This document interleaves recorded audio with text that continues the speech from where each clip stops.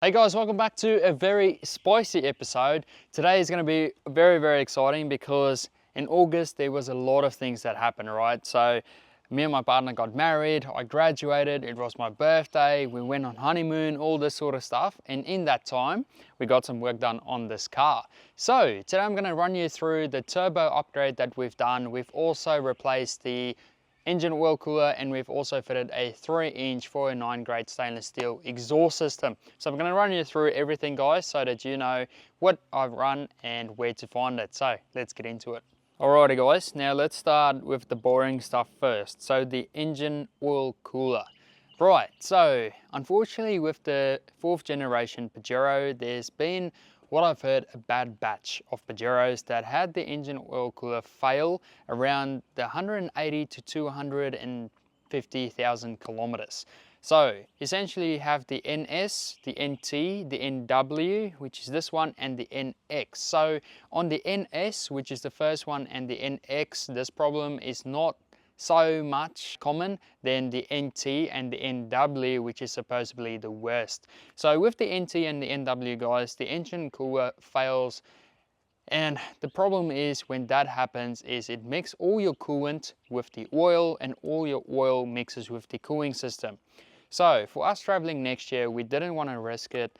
So essentially we replaced it as a safety precaution because we don't want it to fail. Because if it fails, guys, it's a much bigger job. So then you have to flush your cooling system, your radiator, everything. So instead of all that, you want to replace it before it fails. So I would highly recommend for everyone that has an NT or an NW.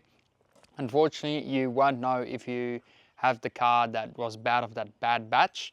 So what I would do is just do it as a safety precaution. It's just to change it around the 200,000 kilometer mark. This one has 225,000 kilometers on it. So I don't know, it could happen the week after, it could happen never. We don't know. That's the problem, and that's why I reckon there was no recall for Mitsubishi's, because it only happened around the 200,000 kilometer mark. So there was no early time frame where they could say, oh, that was a problem, we need to do a recall. So that sucks, but anyway, that is all changed. It was very expensive. We just went with a genuine oil cooler replacement. Currently, that I don't know of, or that I know of, there's no aftermarket ones, but you know, genuine will be the go, so we can go for another 200,000 kilometers. But yeah, that was also about the only major problem with the Pajeros, is the engine oil cooler. But apart from that, guys, nothing really else that had to be changed on the motor itself. And like I said, it could happen, it could never happen, you just don't know. All right, so let's get on to the next one. So in order to get to the engine oil cooler, you have to take the turbo off, the manifold, you have to strip everything because it sits on the side of the motor. So I'm not sure if you can see, but that's where it sits. Now, turbo wise, when the mechanic took it off, he actually had to play with it, and let me actually show you what the old turbo looks like. All right guys, so here we have the old turbo.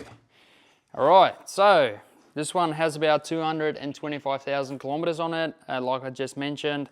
Now, the way that you know your turbo is about to fail is if you have a look inside the housing over here, you will see there's some scuff marks on it going around, which means it's on its way out. Now, to basically confirm that, you can have a play around with this. And as you can see, there's a bit of play. So the problem is when it spins, it basically, you know, builds up boost, and then it's just gonna, you know, over time, just come a bit more loose and more loose and more loose, till it eventually fails. So that's the problem, guys, that we had, is basically to choose a new turbo. Now, there were two options. Do I go genuine or do I go aftermarket? Now, this is a bit of a hard one. Obviously, aftermarket sounds a bit cooler, because now you can buy a turbo that's an upgrade over the genuine one. And to give you a price difference, the turbos range all the way from $1,000 to $2,000 aftermarket ones, whereas the genuine turbo is $2,000 plus. So the turbo that I went for is the Turbo Pros VT13 turbo. Now, to know what sort of housing or exact turbo it is, all you got to do is just have a look here. So on the seal, it will show you what turbo it is. So as you can see, VT13, and it also has a part number at the bottom. Best way to check if you need to upgrade your turbo or get a new one is have a look at the part number and see whether it's a VT13 or 12, and then you will know. But yeah, anyway, back to the story, guys. So I had to decide, am I gonna go genuine? Am I gonna go aftermarket? Genuine also has a 12-month warranty versus the aftermarket one has a 2-year warranty. It's $1,000 versus $2,000. So what are you gonna do? The upgraded one has a billet compressor, guys. So it means it's aluminium, so it's gonna spin up faster, whereas the genuine one is cast iron or metal, right? So it's gonna take a bit longer because it's heavier to boost up. So that's essentially the main difference, and the fins are also differently designed. Now these Turbo Pros ones are actually assembled here in Australia, which is awesome. So it's not imported, that sort of stuff, and that's sort of why I'm trusting it, because it's assembled in Australia and it's all calibrated and tested before it is sent out to the customer. So that's the awesome thing. It's still in the testing phase, but so far, guys, I've had really good response. Won't feel a massive power increase. There's only about a 15% more airflow. Now you can definitely feel it has a bit more response, which is good. So after mark, you can feel, okay, it's good. And also when you put your foot down, it kicks in a bit quicker than this one. And I am not kidding you, the fuel economy is better. So that's the good thing. So on our way here in the city, we got about 8.8, and we even saw an 8.6 in the city. Whereas with these genuine ones, on my car, I saw it between 9 and 10. So that is awesome. I'm really keen to take it on the highway and see how far it can go down. Keep in mind, I have lift kit, roof racks, and 32-inch tires, and I'm in the 8 mark. So that is pretty cool. But yeah, it's available on the website as well, guys. So we've partnered up with Turbo Pros. So all the different turbos for Pajeros, whether it's Pajero 3 or 4, it's on the website right now, and we'll also list some additional Mitsubishi models later on. And last but not least, guys, we have an upgraded exhaust. Now this is the Outback exhaust, also available on the website, guys.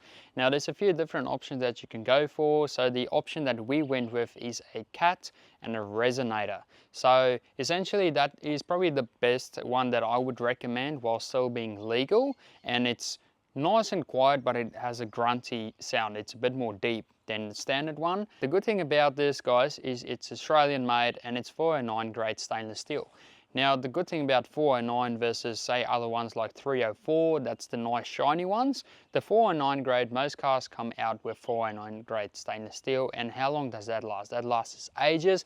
It might get some surface rust on it, whatever, but this one has actually a coating, a silver coating on top of it as well. So it should not happen to this exhaust over time. The good thing about being Australian is everything fits, guys. Everything is a perfect fit. You see a lot of other kits on the market that you can clearly see is imported, and then there's a lot of fitment issues. So that's what you get with Australian, is that you're supporting local businesses and you're also getting an exhaust that is a perfect fit. So that's the good thing, and there's many other options available, like whether you want a muffler, straight pipe, whether you don't want a cat and just a resonator. I reckon that'd be awesome. That would sound good, but that's not legal. So, but yeah, just have a look on the website. There's so many options available. There's for the NS, the NT, the NW, and the NX. There's DPF back ones for the NS or a full exhaust system. Not sure if you guys remember, but we actually created an exhaust for the NS short wheelbase as well with the Outback exhaust. So that was awesome, and that exhaust sounds really nice.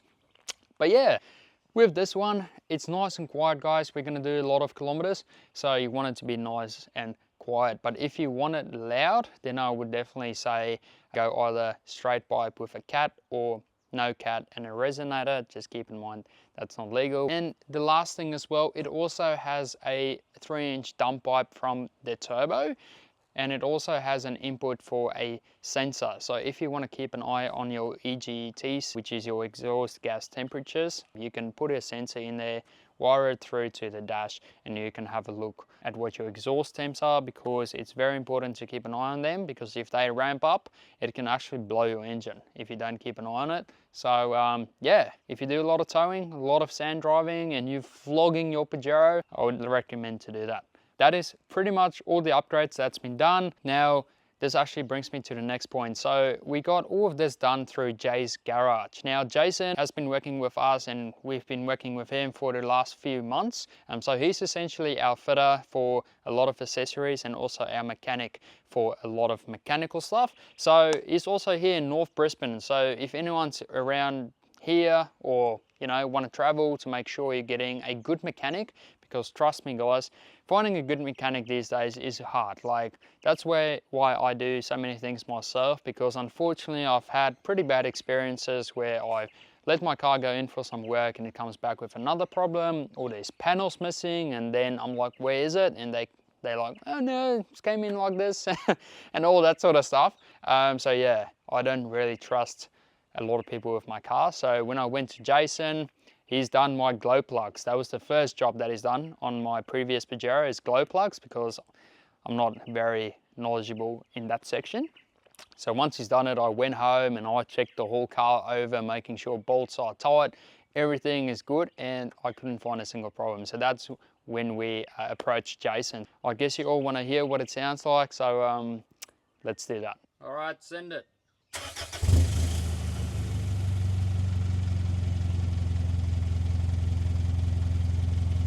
So that's a warm idle. It has a nice throaty sound. Hey, give it some.